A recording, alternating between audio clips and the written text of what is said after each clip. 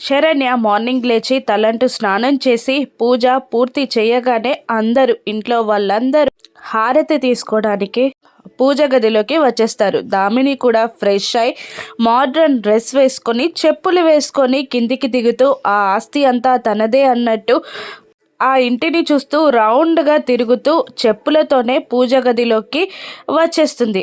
అందరూ హారతి తీసుకున్నాక వచ్చిన దామినిని చూస్తారు. దామిని చెప్పులతో రావడంతో అందరూ షాక్ అవుతారు. శరణ్య దామిని దగ్గరికి వెళ్ళి దేవుని గదిలోకి ఎవరైనా చెప్పులతో వస్తారా అని అంటూ దామినిని శరణ్య హారతితో పాటు బయటికి తీసుకెళ్తుంది.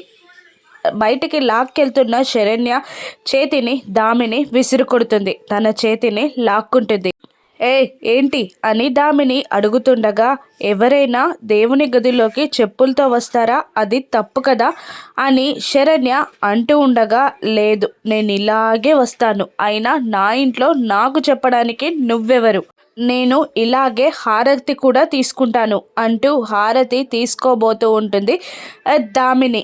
దాంతో దామినికి హారతి అందకుండా దూరం జరిపేసి, నువ్వు చెప్పులతో హారతి తీసుకోకూడదు, నేను ఒప్పుకోను, అది తప్పు అని శరణ్య అంటుండగా షటప్ అని దామిని గట్టిగా అరుస్తుంది. దామిని ప్రవర్తనకి ఆనంద భైరవి, లీలావతి షాక్ అవుతారు. శరణ్య ఇంపార్టెన్స్ని దామినికి అర్థమయ్యే విధంగా ఆనంద భైరవి చెయ్యగలదా?